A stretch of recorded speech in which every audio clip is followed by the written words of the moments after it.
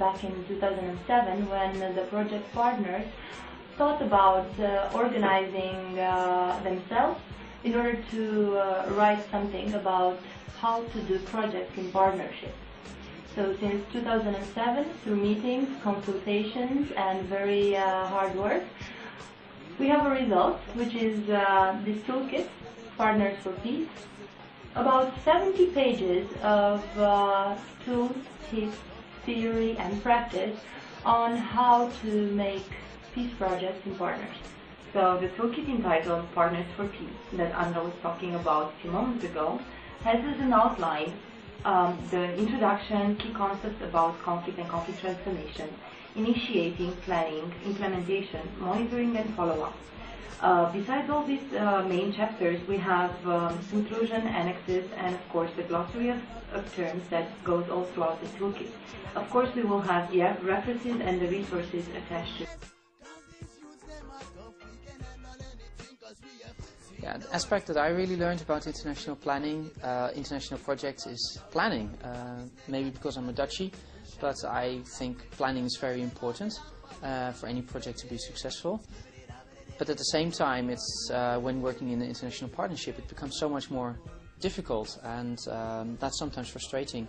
It becomes you need to be aware of different school schedules or university schedules of all kinds of other projects that your partners are working on.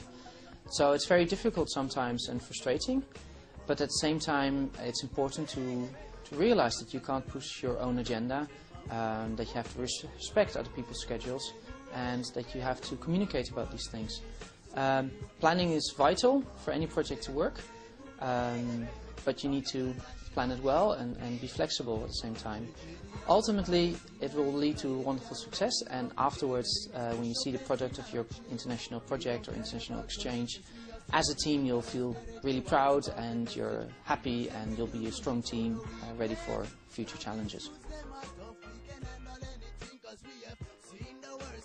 As you know, we wanted to create in this project a toolkit on how to work in thorough partnership together among partners in international projects.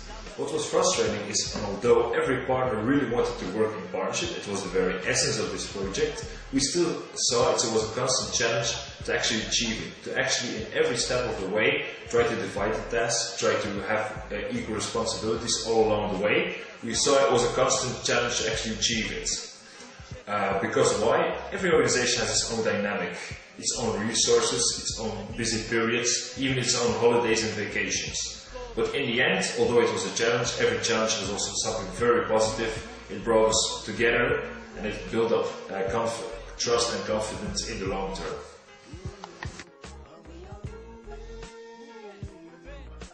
The thing that took me by surprise throughout the project was the synergy with which the team was working.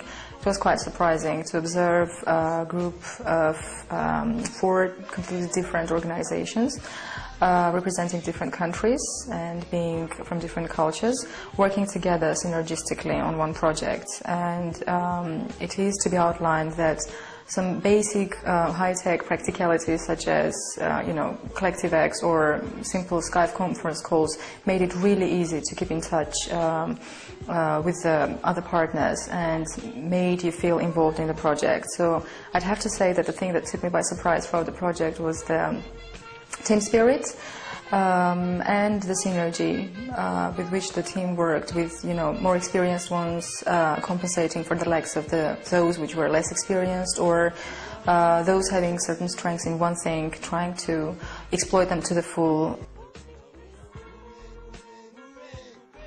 When planning and acting for a peace project, we need to keep in mind a few theoretical items. First of all, the peace education environment. When doing peace projects, we need to work and act with our head, with our heart and with our hands. Meaning, we need to use knowledge, we need to use skills, and we need to work with our values. Furthermore, we need to know a few concepts. 2 of the most important ones are conflict and violence. When talking about conflict, which is a real or perceived incompatibility between goals, we need to keep in mind the fact that there is an ABC to any conflict. A stands from attitudes, B from behaviors, and C with contradictions. Now, what to do when you have this ABC to work for peace? We say that attitudes need to be transformed with empathy, behaviors through nonviolence, and contradictions by using creative methods. Basically, to have an overview and to do an actual systemic peace-building action or project in this case, you would need to have a thorough situation assessment. Where are we now? And basically look into the future. Where do we want to go? Which means visioning and goal setting. And then, what is our peace strategy? What is our program? What is our way there? Look at, again, the peace actions, which are basically the activities of your project, and then keeping on the path, the peace path.